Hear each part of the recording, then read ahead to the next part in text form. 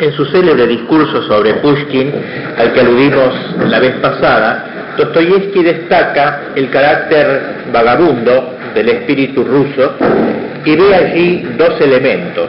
Uno positivo, cuando impide al hombre estabilizarse, establecerse en las condiciones de vida burguesa, cuando hace nacer la inquietud y provoca los movimientos creadores, y el otro negativo, en la mayoría de los rusos pertenecientes a la inteligencia rusa, cuando lleva al hombre a romper sus lazos orgánicos, a hacerse extraños a su patria y a su pueblo, en calidad de ciudadanos del mundo.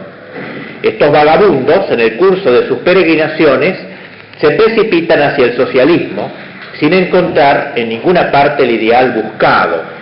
Por ejemplo, Bakunin, aquel gran ruso que viajó por todo el mundo, inscribiéndose en todas las revoluciones que encontraba a su paso.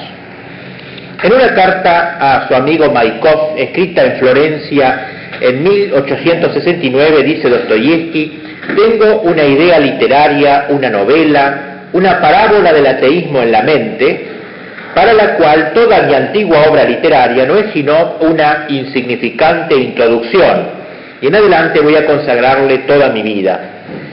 Y en otra carta de 1890 dice: «Ahora he concebido una idea bajo forma de novela que se llamará el ateísmo, en la que me parece me expresaré totalmente. Y cuando haya escrito esta última novela no me dolerá ya morir, pues habré vertido en ella todo lo que llevo en el corazón.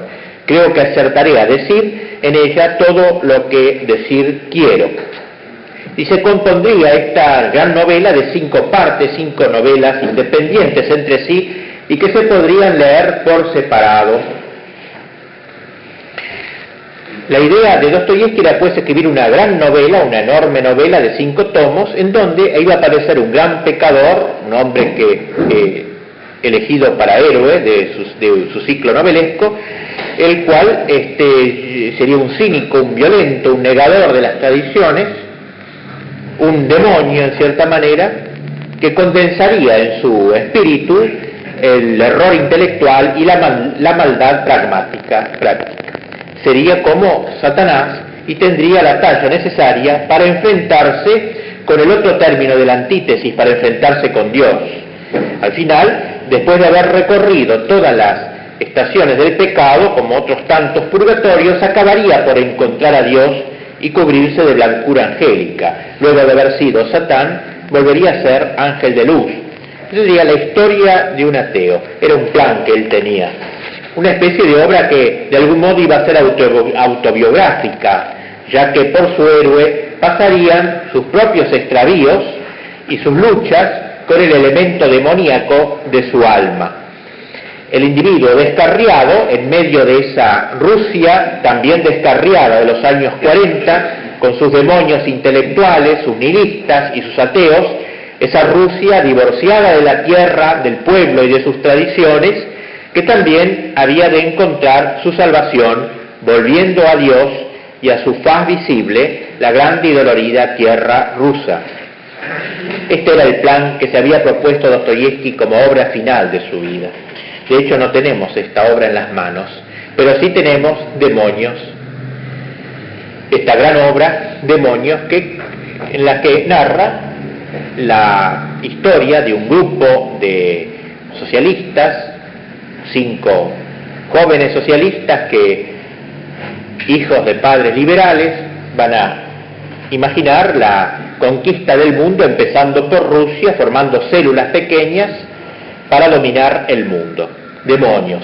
Las versiones españolas y francesas, y en general extranjeras, de esta novela, alteran sustancialmente el título llamándolo Los Posesos, o Los Endemoniados, o Los Poseídos. Son distintos nombres que se le da a esta novela. No sabemos la razón de este cambio de título, que no responde ni al espíritu ni a la letra del original. Dostoyevski titula su obra en ruso Biesi, que significa literalmente demonios. No son endemoniados, son propiamente demonios. Además, los demonios del libro, que no son otros que los quinqueviros, o sea, quinqueviros, 5 varones, ¿no? Los quinqueviros de Verjovensky, que era el jefe de ese grupito, aun suponiendo que sean poseídos o endemoniados, son considerados aquí y actúan en este libro como verdaderos demonios, Biesi. Son, según la declaración textual de Stepan Trofimovich, el padre de uno de ellos, los demonios que se han introducido en el cuerpo de Rusia y la tienen endemoniada. Es decir, la endemoniada es Rusia, no ellos. Ellos son demonios, este grupo. Por eso hay que traducir demonios. Ahora se va a dar pronto, se va a estrenar en Buenos Aires una película en base a esta novela y se llama así Los poseídos, los endemoniados, según lo que vulgarmente se lo suele llamar. Es admirable la agudeza con la que Dostoyevsky ha calado la psicología del revolucionario ruso. Es que el novelista ha conocido y ha tratado a esos revolucionarios en su juventud, como dijimos el primer día, en su época de conspirador, cuando él también era un demonio, en cierta manera, y asistía a la tertulia de Petrachevsky, de donde salió un día para Siberia detenido, como hemos explicado, y los ha visto también actuar en el extranjero, Dostoyevsky, durante sus viajes a Rusia, a Suiza, por ejemplo, y ha sostenido allí coloquios con personalidades tan ceñidas de fama como Herzen y otros medio anarquistas rusos. Dostoyevsky ha penetrado en la intimidad, pues, de la revolución rusa. Y por tanto, al acometer esta gran novela, una de las más grandes que ha escrito esta novela, no ha hecho sino exhumar recuerdos de su juventud exaltada. El hecho es que en el año 1869, Dostoyevsky recibe la visita del hermano menor de su mujer, de su cuñado, llamado Iván Snitkin, que era alumno de un colegio agrícola de Moscú y que le contó la inquietud que reinaba entre los estudiantes de la ciudad. Uno de sus condiscípulos era un joven simpático llamado Ivanov, que había ayudado mucho a preparar un viaje de Dostoyevsky al exterior, era amigo personal de Dostoyevsky. Bien, Dostoyevsky se sintió enormemente impresionado cuando, pocos días después de esta visita, se entera, pocas semanas más tarde, se entera, lo lee, que este Ivanov ha sido asesinado por 5 hombres, justamente, 2 de los cuales habían atraído a la víctima al interior de una gruta donde esperaba el resto de la pandilla. Uno le aferró los brazos, el otro lo inmovilizó, un tercero le disparó un tiro a la cabeza. La persona que promovió este asesinato de Ivanov, el 21 de noviembre del 69, fue un joven estudiante llamado Sergei Nechayev, uno de los muchos nihilistas de la época, si bien más peligroso que los demás y que sería uno de los principales nihilistas rusos. Había regresado poco antes del extranjero, donde había sido uno de los más fieles alumnos de Bakunin, del que hablamos al comienzo. Provisto de un mandato de una ficticia Alliance Révolutionnaire Européenne de Bakunin, consiguió organizar un grupo de 5, un quinqueviros, para formar una organización terrorista que se llamaba Justicia Popular, cuyo emblema era un hacha, porque había que cortar cabezas. Su intención era promover un levantamiento en la totalidad de Rusia el 19 de febrero de 1870, 9º aniversario de la abolición de la servidumbre. Estos grupos de 5 eran células que, en el plan de Nechayev, debían actuar independientemente unos de otros, pero Nechayev manejaba todos los hilos. Es evidente que Ivanov había sido muerto porque no estaba dispuesto a subordinarse a las inclinaciones dictatoriales de Bakunin. Pues bien, después del asesinato este terrible que conmovió a Moscú, el jefe consiguió escapar al exterior. Y desde allí mandó una proclama tremenda, decía: los tigres rabiosos del gobierno de los zares no han conseguido apresarme. Me dijo en un manifiesto a los estudiantes rusos: el destino quiere que yo sobreviva a este gobierno putrefacto. El futuro de Rusia está en nuestras manos. Bien, la historia de este hombre de Nechayev, muy importante como nihilista ruso en Europa sobre todo, acabó en 1872 cuando fue detenido en Zúrich y entregado a las autoridades rusas. Probablemente en colaboración con Bakunin, Nechayev preparó un catecismo del revolucionario, se llamaba Catecismo de un revolucionario, que contenía el programa completo del movimiento. Bien, el hecho es que este hecho, ¿no?, de este asesinato fue lo que movió a Dostoyevsky a hacer esta obra maravillosa de Demonios, en donde va a retomar el tema práctico, el tema concreto que había sucedido, pero dándole una impostación maravillosa, amplia y panorámica. Algo parecido como hizo en Crimen y Castigo. Ese muchacho que mata a la usurera, Raskolnikov, había habido un hecho semejante, había habido un joven que había matado a una vieja usurera. O sea, él se inspiraba mucho en los hechos de los diarios, nada más que detrás del hecho leía un contenido que los lectores comunes no solían percibir. Ponemos ahí en el programa de Crimen y Castigo a Demonios, porque hay una relación entre estas dos obras, hay una cierta continuidad. En Crimen y Castigo, Raskolnikov sigue este tema, todo está permitido, lo vimos la otra vez, para el superhombre todo está permitido. Precisamente Raskolnikov, al asesinar, quiere mostrarse a sí mismo y al mundo que él no es un pobre miserable como los demás, que no es un hombre del vulgo, que esté atado a la moral común, sino que mata a la usurera porque quiero ser Napoleón, dice, en el sentido de que quiere ser un hombre superhombre, y por eso para el superhombre no vale la ley de la moral, todo está permitido.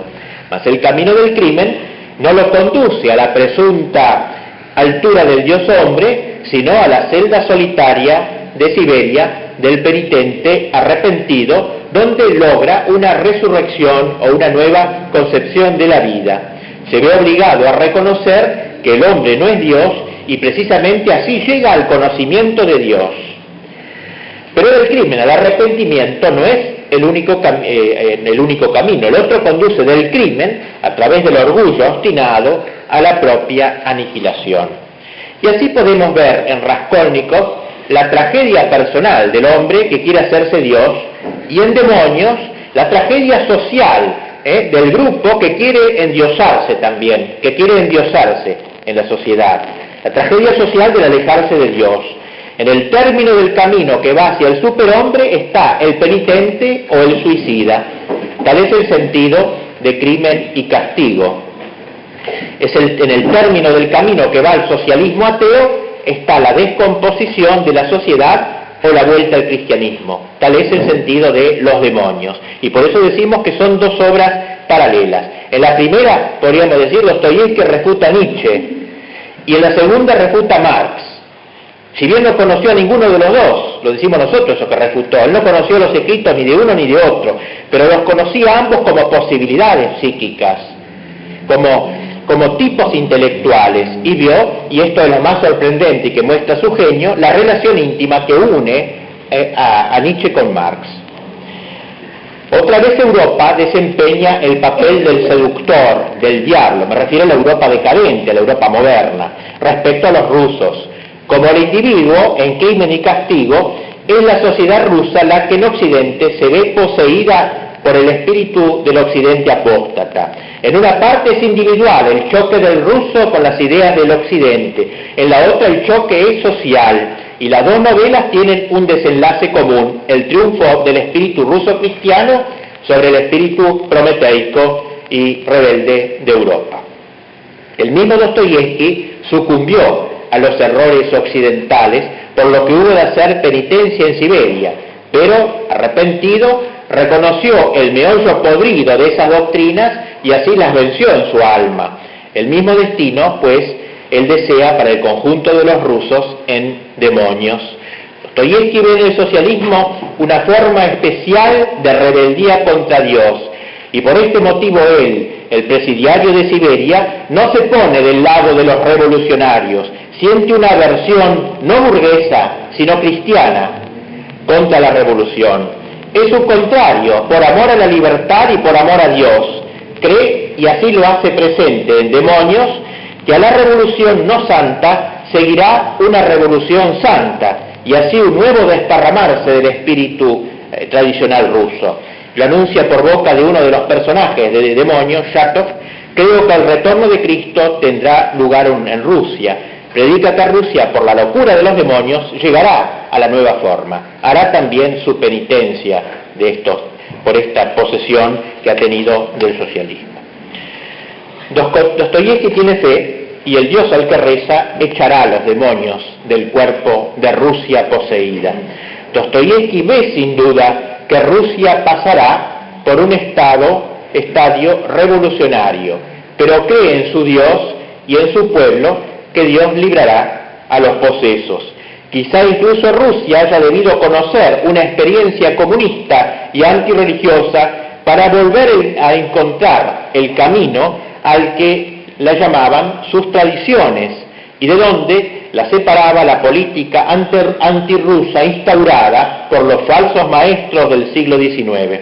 Y así pues los posesos o demonios son a la vez los precursores de los bolcheviques de 1917 y los demonios contra los cuales la existencia de Dostoyevsky fue una lucha patética en que Dios, en última instancia, iba a triunfar. El crimen de Raskolnikov se convierte o aspira a convertirse en la revolución de Piotr Stepanovich Verhovensky, el jefe del quinquevirato de demonios. Este sigue lógicamente aquel en la escala de las magnitudes, ya que la revolución es el crimen multiplicado. El crimen que Raskolnikov hace contra la usurera lo va a hacer este quinquevirato, este grupo de 5 hombres y todo el socialismo contra la sociedad. Por eso yo pienso también que la relación que hay entre crimen y castigo y demonios es comparable, no sé, nunca la he leído esa, pero se me ocurre, a la relación que se puede establecer entre las confesiones de San Agustín y de Civitate Dei. Las confesiones de San Agustín es la obra del Agustín personal, que ve la lucha interior del hombre viejo y del hombre nuevo en su espíritu. Y la ciudad de Dios es la lucha social, el enfrentamiento de dos ciudades. De manera semejante podemos decir que crimen y castigo ve el problema del campo del individuo superhombre y demonios ve el problema en el campo social y político. Piotr Verhovensky, que es, como digo, el principal, uno de los principales del grupo es de los 5, semeja un Raskolnikov agitado que ya no piensa en asesinar a una pobre vieja y resolver su miseria particular, sino que aspira a derrocar un régimen viejo para él y robar la totalidad del poder. Del individuo hemos pasado a la masa, del cuchitrí miserable a la plaza pública. Verhovensky parece el mandatario de Raskolnikov, el delegado de sus vanos ensueños utópicos. Verhovensky hace una contabilidad revolucionaria, cifras de dolor del pueblo que representaban los obreros de una fábrica concreta, una especie de místico de lo social. Solo pueden entenderse con el mujic sentimental y creyente, presentando un Cristo como una versión roja, un Cristo rojo, un Cristo socialista, falacia de la que se sirven esos demonios que se presentan como ángeles, que vienen a restaurar a la sociedad, que vienen a traer la justicia a la sociedad. Pero el egoísmo es la principal condición demoníaca, lo que caracteriza su actuación por contraste con la caridad, que es lo propio de la obra angélica. Piotr Stepanovich es pues un demonio, y no puede esperarse de él sino la consabida magia diabólica. Diabolos quiere decir eso, engañador. El caudillo de la revolución es el mismo demonio que en la soledad de la montaña incitó a Jesús a convertir las piedras en panes para seducir a las muchedumbres y señorearlas, dándoles la felicidad en la tierra, o prometiéndoles el paraíso en la tierra. Verhovensky ofrece a los hombres la felicidad material a cambio de la sumisión absoluta, el totalitarismo social, lo que constituye la compra de sus almas por un pedazo de pan. Es la misma tentación del desierto. Dostoyevsky está hundido hasta el cuello en estos misterios teológicos, y teológico es en general su modo de encarar las cuestiones sociales. Místico es su modo de ver a estos agitadores sociales que traen endemoniada a su pobre y amada Rusia. Como un paso del Evangelio interpreta todo este episodio de la gestación revolucionaria, para cuyos estragos no se le ocurre otro remedio que un exorcismo poderoso, un milagro de Cristo. Jesús viene a decir proféticamente: un día se apiadará de la pobre y santa Rusia, dominada por los demonios, la exorcizará y la dejará limpia de demonios, y en recompensa a su dolor la hará subir al paraíso. Digamos, para terminar este punto, que Demonios se abre con un texto muy lindo de Pushkin, del que hablamos largamente la vez pasada. Dice Pushkin: en las tinieblas, Señor, nos hemos extraviado. ¿Qué hacer ahora? El camino, todo se nos ha borrado. Sin duda que los demonios hasta aquí nos empujaron y nos zarandean y agitan con su poder demoníaco entre el temporal de nieve y la noche zigzagueando. ¿Cuántos son? ¿A dónde van esas brujas y qué cantan? ¿Es que una boda festejan o en torno al sepulcro danzan, que están cavando ellas mismas para el dueño de la casa? Pasemos al segundo punto, que está allí en el programa, que hemos titulado, lo digo así para que parezca un poco escolar, pero así no se pierden, de padres liberales, hijos socialistas. Entre los pocos que preveían los sufrimientos que resultarían de la victoria del materialismo ateo en Rusia, se hallaba Dostoyevski. Con la autoridad de un profeta, predijo que la humanidad preparaba una rebelión contra Dios a escala sin precedentes, en nombre del progreso y la emancipación del hombre. Se daba cuenta de que la estúpida e ingenua inteligencia rusa iba de cabeza hacia el desastre del totalitarismo despótico. Escribió: los predicadores del materialismo y el ateísmo, que proclaman la autosuficiencia del hombre, preparan una indescriptible oscuridad y horror para la humanidad bajo el disfraz de la renovación y resurrección. Él preveía pues la autosuficiencia del hombre, el hombre independiente de Dios, pues. En medio del sufrimiento de su destierro siberiano, Dostoyevski conoció a Cristo, como él dice, a quien, como él escribe, aprendí a conocer de niño, pero a quien había abandonado cuando me hice europeo liberal. Es decir, cuando había cedido a las ideas del liberalismo europeo, había perdido a Cristo. Pero veía que los que rechazaban el cristianismo y la Iglesia lo hacían para demostrarse a sí mismos y a otros que los hombres eran dueños de sus propios destinos y que en el universo no existía ningún poder moral superior al del hombre. Para Dostoyevski, la esencia del liberalismo europeo que ha entrado en Rusia, más allá de las ideas de humanismo, de libertad, de progreso, es fundamentalmente el espíritu de ateísmo, que inspira toda la civilización moderna, que quiere crear o lograr como él dice, una virtud sin el Cristo, o sea, una virtud puramente humana, sin Cristo, sin el orden sobrenatural. Los padres liberales preparan espiritualmente una generación que, habiéndose liberado de todos los lazos, se apresura por acabar con los padres, por asesinar a sus padres, como aparecen los hermanos Karamazov. Los hijos asesinan al padre y en su persona asesinan las tradiciones y el pasado histórico.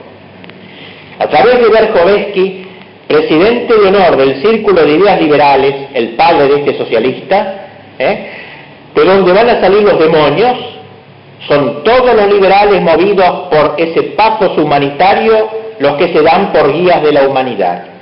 Los padres liberales no van a reconocer a sus hijos socialistas, no reconocen más en ellos sus propias ideas, que cortadas de su unidad orgánica sufren los hijos desviaciones cada vez más grandes.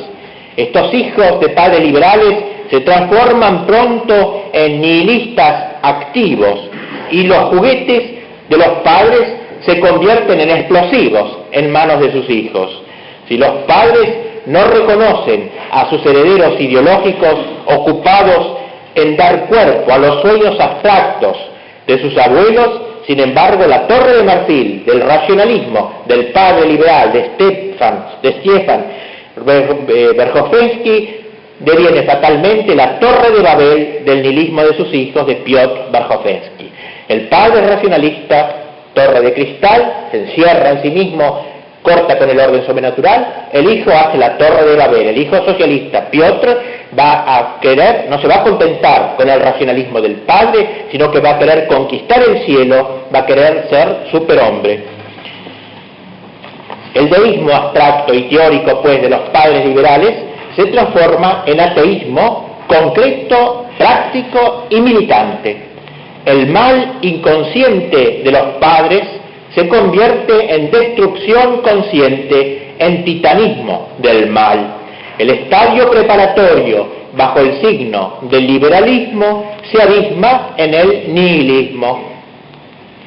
Este tema es lo que Dostoyevsky va a escenificar en Demonios. Este es el tema de Demonios. Demonios propiamente es un libro antiliberal. Es un panfleto, digamos, a un gran nivel, ¿no es cierto?, de una obra maestra de toda la historia literaria contra el liberalismo, pero en donde va a enfocar el tema del socialismo brotado de ese liberalismo. Pues bien, este tema que va a escenificar en Demonios lo reitera en muchos otros lugares.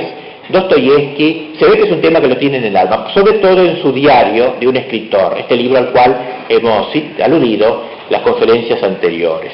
Dice allí: me preguntaréis qué es eso de lo fortuito de la familia contemporánea y qué quiero designar con esa frase. Se ve que él decía que la familia moderna es una familia fortuita. Respondo: lo fortuito en la familia rusa contemporánea consiste, a mi juicio, en carecer los padres de hoy día de toda idea general en las relaciones con sus hijos, que inculquen a sus hijos infundiéndoles esa fe en la vida.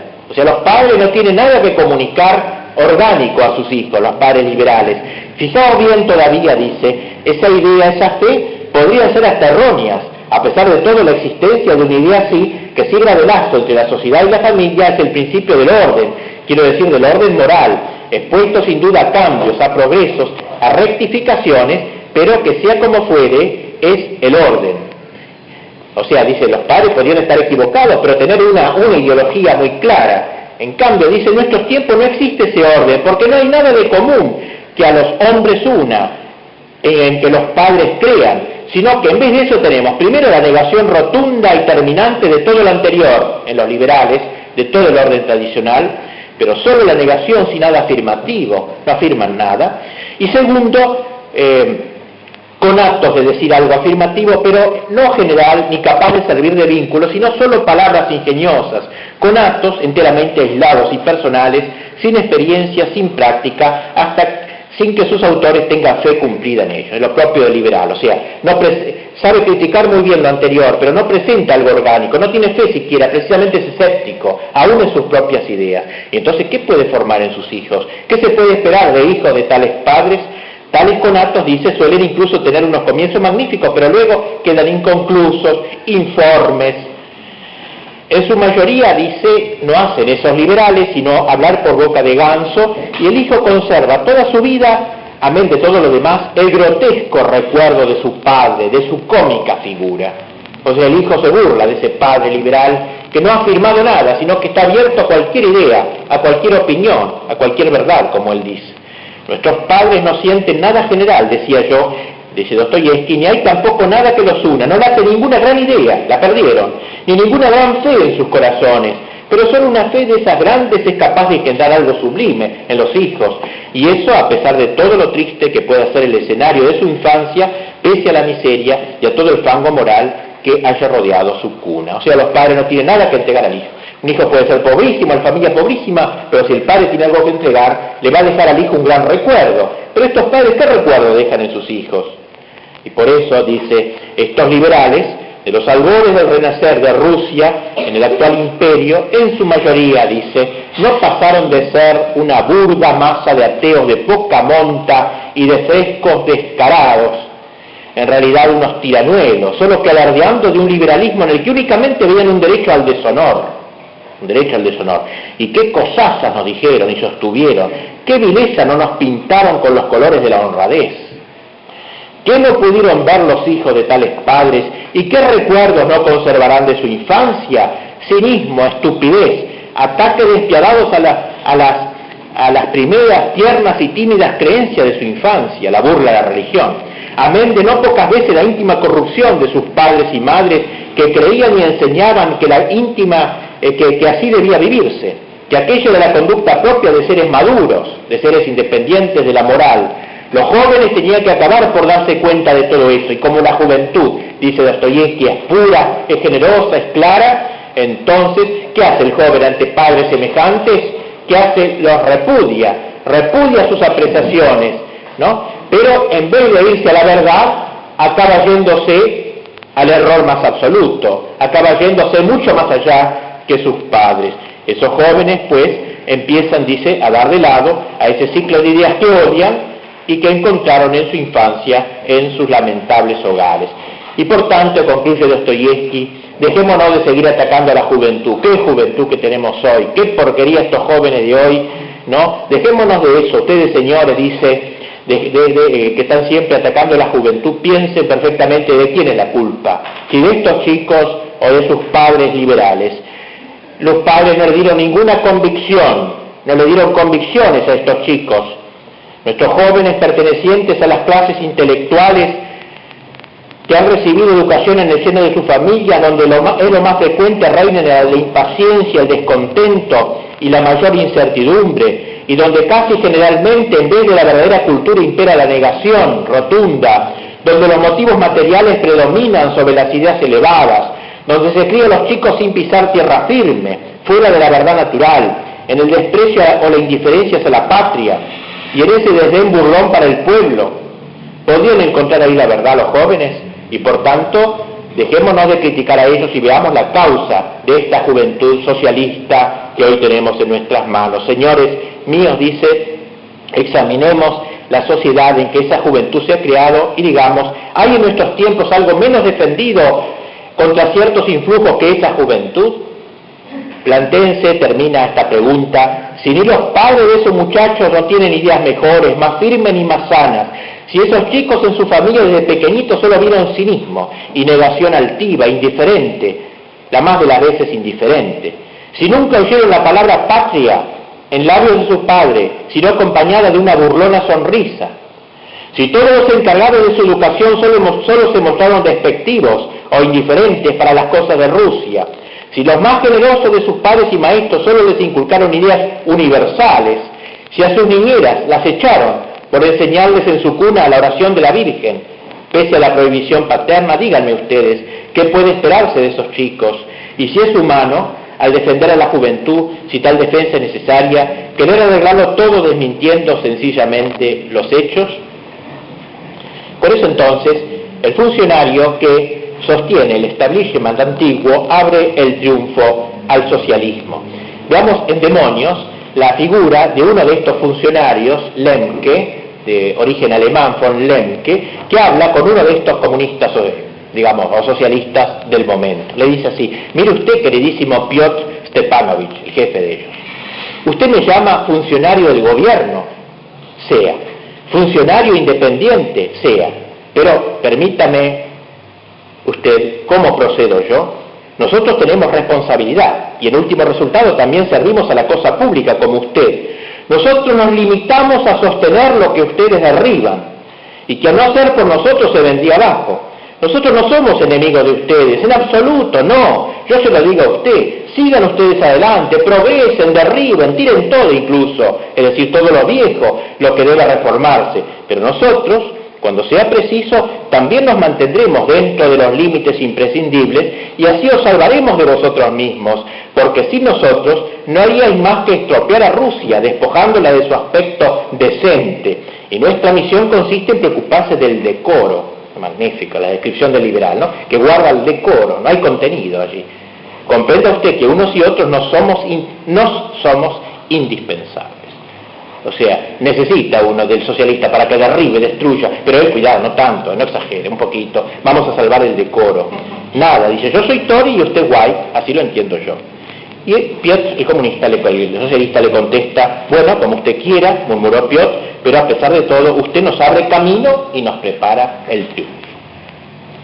Está perfectamente expresada, pues, en este diálogo entre el liberal, von Lemke, y el socialista Piotr Stepanovich, el diálogo entre las dos generaciones, digamos así. Que no es un diálogo generacional, sino ideológico también, mucho más allá, ideológico.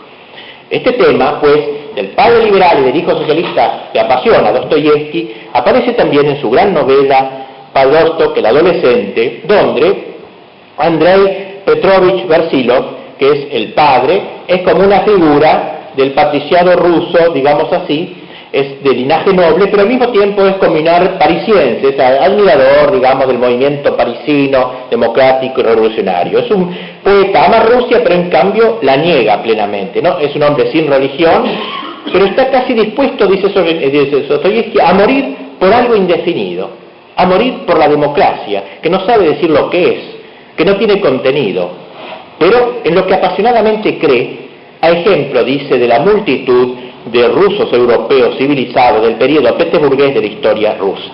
Versilos, pues, este hombre, este liberal, lleva dentro de sí el mal ruso lo llama Dostoyevsky, que en la Francia del siglo XVIII fue el mal francés y que precede siempre las revoluciones. Desde 1876, incubándose en Rusia el fenómeno soviético, en realidad. Todas estas novelas de Dostoyevsky son en verdad apocalipsis, revelación. Por eso, de familias casuales, como las llama con tanta agudeza Dostoyevsky, casuales, son familias que no son orgánicas, casuales, como la de Versilos, nacen hijos casuales, como su hijo Andreyevich, semejante al Piotr Stepanovich de Demonios.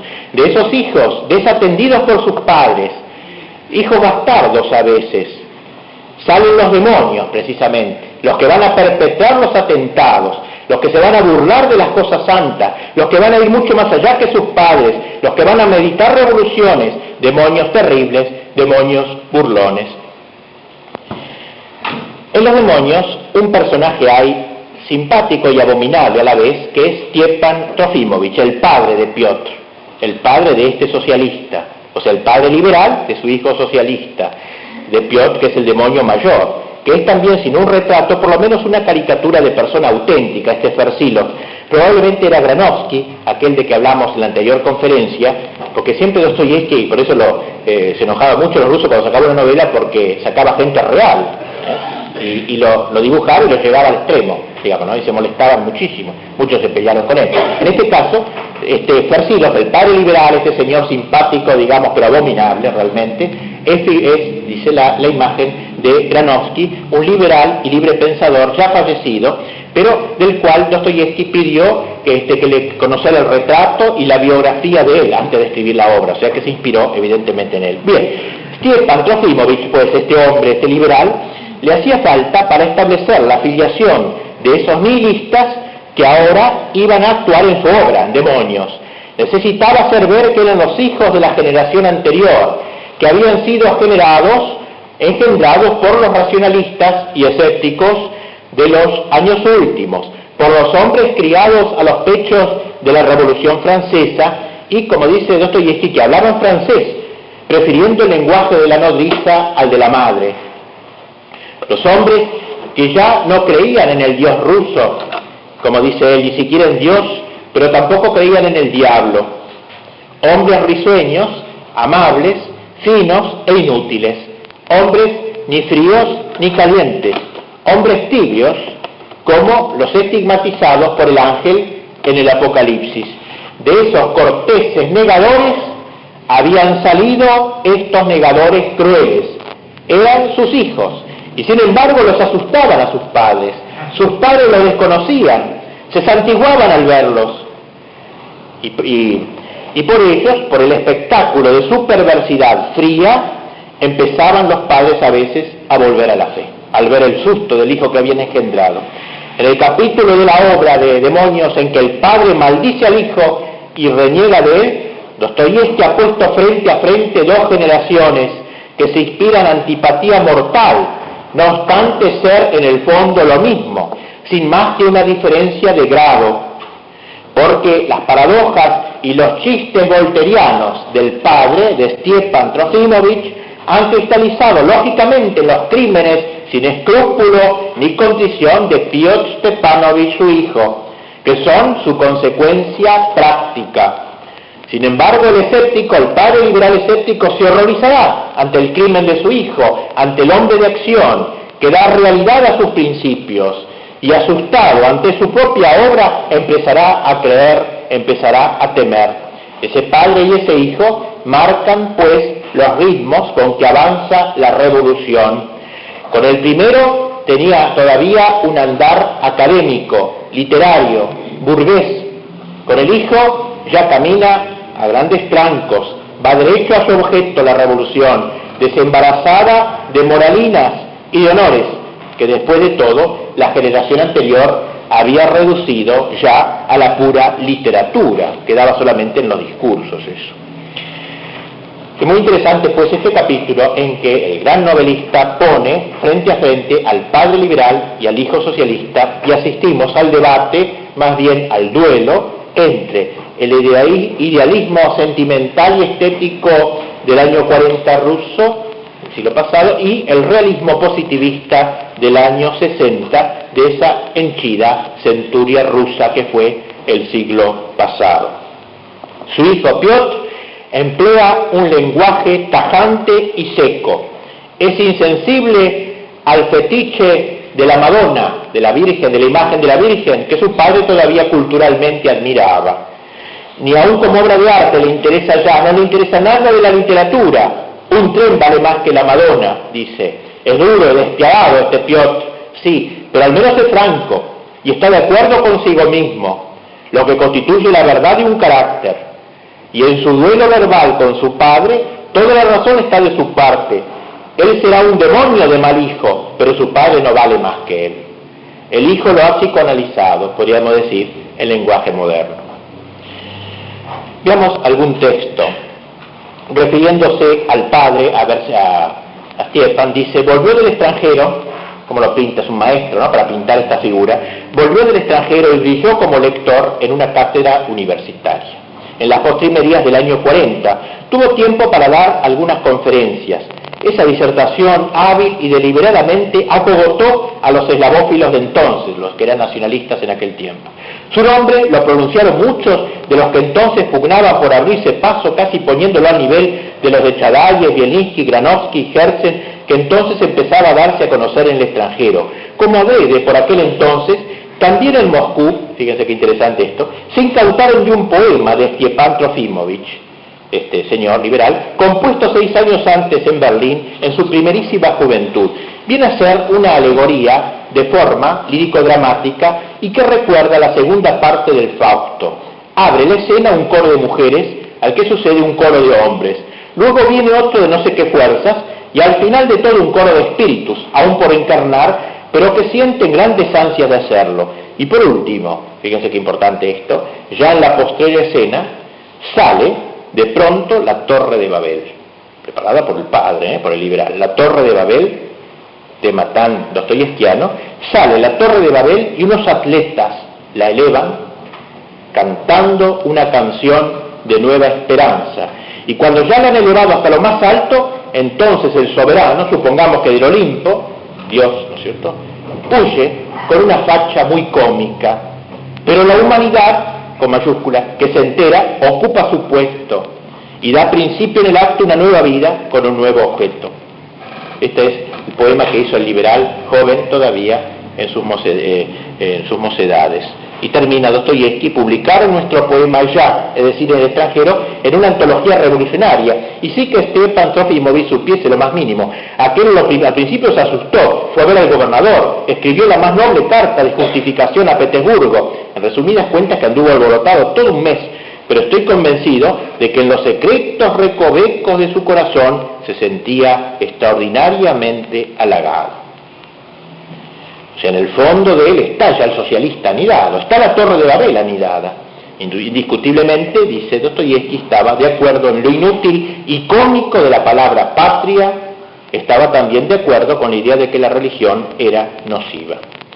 Esta especie, pues, de intelectual ridículo, como lo pinta a este hombre, lloroso, idealista y grandilocuente, copiado sobre ese profesor Granovsky, hombre real, uno de los fundadores del liberalismo ruso, es una pieza maestra de este gran psicólogo, digamos, que es Dostoyevsky.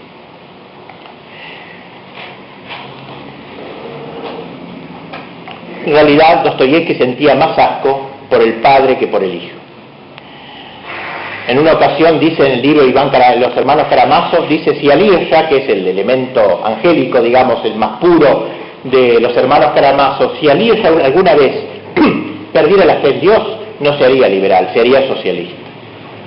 Porque para él era mucho más lógico eso. El padre liberal se asusta ante su hijo socialista. En la mesa, dice, hay un libro abierto, era ¿qué hacer? Un libro que había hecho gran impresión en su tiempo. Reconozco, dice, que la idea fundamental del autor es cierta, pero por eso mismo resulta más horrible. Es nuestra idea misma. Exactamente nuestra idea, dice el padre. Nosotros fuimos los primeros en lanzarla, en desarrollarla, en prepararla. O sea, se asusta leer el libro, pero ven ese libro, el germen lo ve en sus propias ideas. ¿Y qué puede decir ellos de nuevo, después de nosotros? Pero Dios mío, ¿cómo lo han deformado, estropeado y echado a perder todo? Exclamaba dando con los dedos en el libro. ¿Es que tendíamos a estas conclusiones? ¿Quién podría reconocer aquí la idea primitiva? O sea, entonces en el fondo se escandalizan con el resultado de lo que ven. Dostoyevski ha entendido bien que el socialismo integral, como principio eterno y primordial que resuelve el destino de la sociedad humana, no es un sistema cualquiera político-económico, sino una manifestación del espíritu. Pretende ocuparse de las cosas últimas, no de las penúltimas. Quiere ser una nueva religión, capaz de satisfacer